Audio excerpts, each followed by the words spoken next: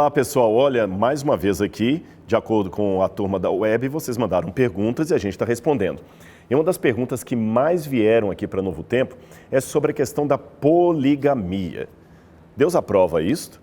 Por que a Bíblia diz que alguns patriarcas foram polígamos, como Jacó, por exemplo, e Deus não os puniu?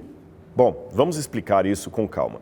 Em primeiro lugar, esta pergunta ela se encaixa muito bem numa época em que as pessoas estão querendo criar novas propostas de amor. Agora fala-se até do poliamor, uma palavra que o conceito já diz tudo. Na verdade, o ideal de Deus para a humanidade sempre foi a monogamia. A monogamia. O próprio Jesus chegou a falar disso no Novo Testamento, quando ele estava respondendo algumas perguntas sobre casamento e eles queriam justificar algumas coisas. Jesus falou assim, olha, isto aqui não é o ideal de Deus, porque não foi assim desde o princípio. Não foi assim desde o princípio, quando Deus fez homem e mulher. E Jesus explicou que algumas coisas que Moisés deu autorização foi por causa da dureza do coração das pessoas. O que significa dureza do coração? Vamos explicar com calma. Dureza do coração é porque Jesus reconheceu que há situações no mundo que estão longe do ideal de Deus. E às vezes, na situação longe do ideal de Deus, há algumas coisas que Deus tolera por um tempo ou apenas numa geografia. Então, naquela época, havia coisas que Deus estava tolerando por um tempo, por uma geografia. Vamos dar um exemplo nesse tema de Jesus, que ele falava, por exemplo, do divórcio. Havia nos tempos bíblicos uma série de razões pelas quais um homem podia divorciar-se de uma mulher. Porém, pouquíssimas culturas, eu repito, pouquíssimas culturas davam também para a mulher o direito de se divorciar do homem. E mesmo assim, quando uma mulher estava divorciada de um homem, isto numa cultura patriarcal, ela estava simplesmente jogada na sarjeta.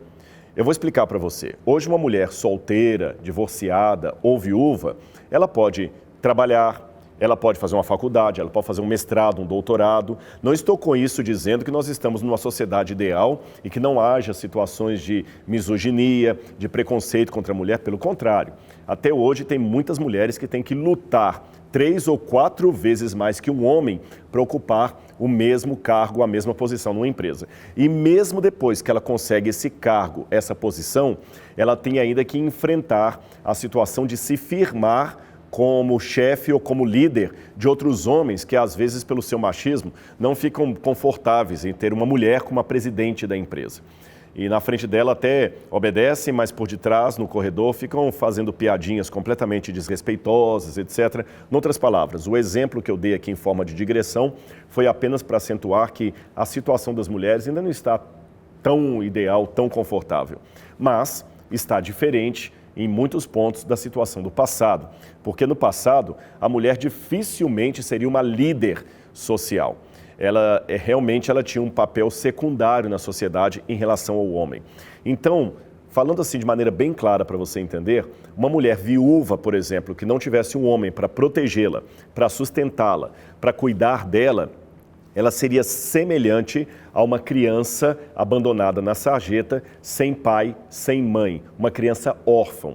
O conceito de orfandade, que hoje nós apenas atribuímos a crianças menores de idade, no passado o conceito de orfandade poderia também ser atribuído a uma mulher sem marido e sem pais. Por isso que, naquela sociedade patriarcal, uma mulher não podia ficar sozinha, ela precisava de um homem com ela. Então, Deus, sabendo dessa situação social dura, a dureza do coração, Deus permitiu que algumas leis fossem criadas para proteger a mulher. Uma dessas leis que Deus permitiu era a lei do levirato. Por exemplo, se um homem é casado com uma mulher, tá bom? Ele tem lá a esposa dele.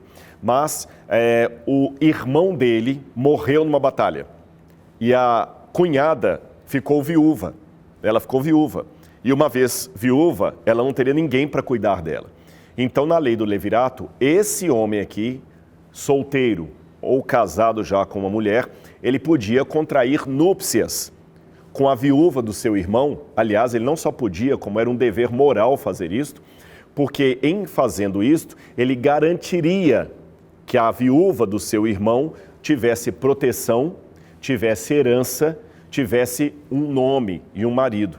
E o curioso é que nessa lei do levirato, qualquer filho que ele tivesse com essa segunda esposa daria descendência para o irmão dele e não para si mesmo. Perceberam? Então é nesse sentido que funcionava um pouco a poligamia que Deus tolerou. Mas Deus tolerou ou permitiu em situações assim? Bom, eu dei esse exemplo da poligamia, mas quando Jesus falou do divórcio, era a mesma situação. Havia uma banalidade do divórcio. Então, Moisés, por causa dessa situação, falou, não, vocês para darem um divórcio, vocês têm que dar uma carta para a mulher para que ela esteja garantida de casar com outro homem. Agora, quem casar com a mulher que foi repudiada, ele cometeu adultério e ela também. Então, você não pode deixar que isso aconteça. Então, Cristo queria cercear as razões do divórcio para não banalizá-lo, porque uma mulher poderia ser abandonada pelo marido, repudiada por ele, apenas porque deixou queimar a carne na panela. Imagine só, e uma mulher repudiada, abandonada, era uma mulher sem ninguém. Então Jesus falou o seguinte, olha, Moisés permitiu que vocês divorciassem por causa da situação, da dureza do coração de vocês, mas esse não é o ideal de Deus. Então, tanto na questão do divórcio, que eu acabei ampliando a minha resposta aqui, como na questão da poligamia, foram circunstâncias que Deus tolerou por causa da época. Outra questão social que você pode entender da época é que numa sociedade patriarcal, um homem, quanto mais filhos ele tivesse, melhor seria para o seu clã nômade. Imagina um homem com a mulher dele e os escravos ali andando pelo deserto. Se uma nação vizinha vier atacá-lo, um outro clã, quanto mais filhos ele tiver para defendê-lo, melhor. Então, muitas vezes, os homens casavam com uma, duas, três mulheres para gerar mais filhos e ter uma longa descendência. Os reis banalizaram, exageraram isto, e nós temos casos extraordinários, como o de Salomão, que tinha 300 mulheres e mais de 700 concubinas. É lógico que ele não tinha relação com todas essas, mas era um status ter muitos filhos e muitas mulheres. Repito, Deus não sanciona certas práticas, mas Deus a tolera por um tempo até que a humanidade esteja amadurecida para ver que aquilo não era o ideal de Deus. Agora, isso aqui que eu estou explicando não significa uma situação do deixa como está para ver como é que fica ou uma ética situacionista. Não é isso.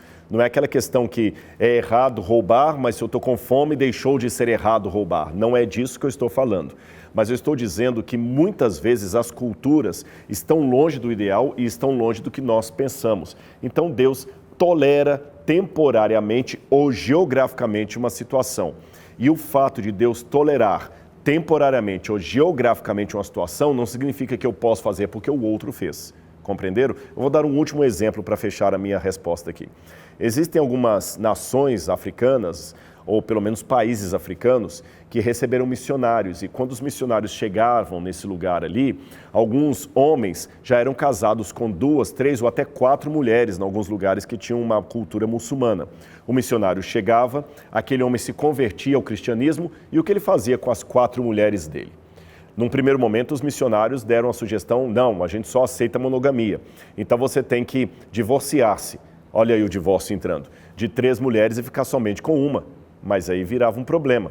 Aquelas 3 que eram divorciadas ou repudiadas, elas acabavam se tornando prostitutas, porque nenhum homem queria casar com uma mulher que foi mandada embora, que foi rejeitada.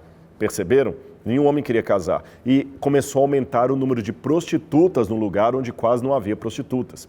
Muitos missionários foram banidos por causa disso. Depois criou-se uma outra ideia. Não, você pode ficar casado com as 4, mas só pode ter relação marital com uma delas. E as outras 3 acabam ficando viúvas de maridos vivos. Então você vê que é um assunto um tanto complexo. As igrejas têm que lidar com isso. Como é que nós fazemos numa cultura onde o homem já é casado com 3 mulheres, tem filhos e eu chego e mostro para ele o ideal monogâmico de Deus? Se eu tiver uma situação excepcional para aquela cultura, eu não posso agora no Brasil ter 4 mulheres com base no fato de que lá tem um irmão de igreja que tem 4. Então, cada caso deve ser analisado à luz daquele contexto, tá bem? À luz daquele contexto. Agora, o que nós não podemos de maneira nenhuma é querer importar artificialmente esses exemplos e querer, à luz deles, justificar qualquer prática hoje que nós conscientemente sabemos que está longe do ideal de Deus, que está errado à luz das Escrituras. Porque, por exemplo, se uma mulher hoje quiser defender o poliamor, baseado no fato que Jacó também teve 2 esposas, Raquel e Lia, então tá bom, já que ela quer basear o poliamor naquilo ali, que ela baseie também o sentimento patriarcal daquela época. E ela não vai querer isso. Qualquer homem que fale, não, eu também quero ter várias mulheres, como na Bíblia também o patriarca teve várias mulheres, tudo bem, desde que ele tenha também o hábito de querer importar tudo daquela época, sustentar todas elas, ter vários filhos com elas, entrar em guerra, em luta armada. Ninguém quer importar tudo, somente aquilo que lhe interessa. Então, repetindo, as situações que estão fora do desejo de Deus, do ideal de Deus, mas a circunstância, às vezes, Deus permite que aquilo aconteça. Um último exemplo que eu posso dar é a questão da guerra. No passado, Deus autorizou que o povo hebreu entrasse em luta armada com os cananitas, mas foi uma situação específica para aquela época.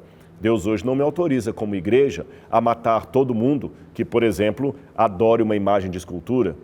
Então, nós devemos ter sabedoria em perceber o que é um princípio de Deus que não pode ser alterado e o que é apenas uma circunstância sócio-histórica, cultural, que Deus permitiu temporariamente ou geograficamente, mas que não condiz com o ideal que Ele deseja e espera do ser humano.